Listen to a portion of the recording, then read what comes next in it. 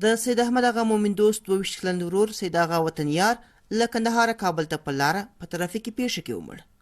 د وطنیار میرمن د پلار پر کور کونډه سوه او هیلې یې د هغه د جنازې سره ښخې سوې. ورور یې وایي هېڅوک د هغه ټکر له امله محکمه نه سو چې د ده ورور یې ترې واخیست. نه ډریور، نه شرکت والا، نه د ترانسپورټ ریاست، نه د ترانسپورټ وزارت هېچا دا پوښتنه ونه کړه چې 80 کسان د یوه نفر د لاسه یا د یوه شرکت د لاسه ولاړه څه سوه. بل د ده د ښخېدو سره هر څه بس هغسې ښخ. په کندهار کې د میرویس روغتون مسؤلین وایي په ترافیکي پیښو کې د ډېرو ټپي سوو درملنه کوي. په تېر کال کې 5885 ناروغان د لویې لارې د ترافیکي حادثاتو څخه و میرویس حوزوي روغتون ته مراجعه کړې ده چې د هغې جملې څخه 748 زنانوي دي او 208 ماشومان دي او 218 شهیدان راوړل سوي دي. دا یو له هغو ترانسپورټي شرکتونو دی چې له کندهاره بېلابېلو ښارونو ته په لویو بسونو کې سپرلي رسوي. پر ترانسپورټي شرکتونو د خلکو نیوکې دا وي چې د موټر چلوونکو په ټاکنه کې غور نه کوي.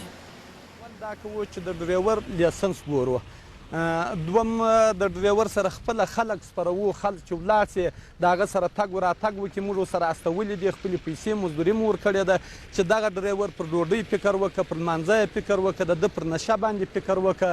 نو موږ دا ټوله کارونه اوس مطلق ختم کړي دي. دا خبرې بې بنیاده دي.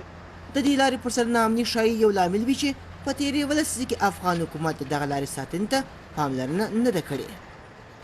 د کابل کندهار لویه لاره په 2003 کال کې د امریکا لخوا ورغول شوه، خو په تېرو څو کلونو کې د دغه لویې لارې پر سر شاوخوا 200 پلونه او پلچکونه د وسلوالو لخوا په ماینونو الوځول سوي دي. بس چلوونکي وایي که پر لاره بې احتیاطي وکړي دنده به د لاسه ورکړي، ځکه دوی تر خپله وسه احتیاط کوي. کوم ټکر و کوم حادثه چې پرې کېږي دا ټوله د لارې له خطره ده. لار په دا رقم جر د لار خرابه ده، امنیت نسته.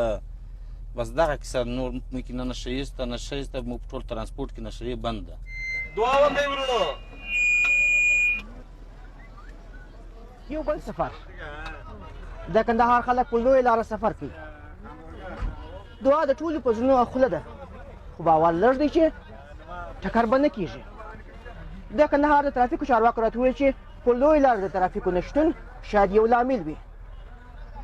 مامون درانی، BBC پښتو تلویزیون، د کابل کندهار لویه لاره.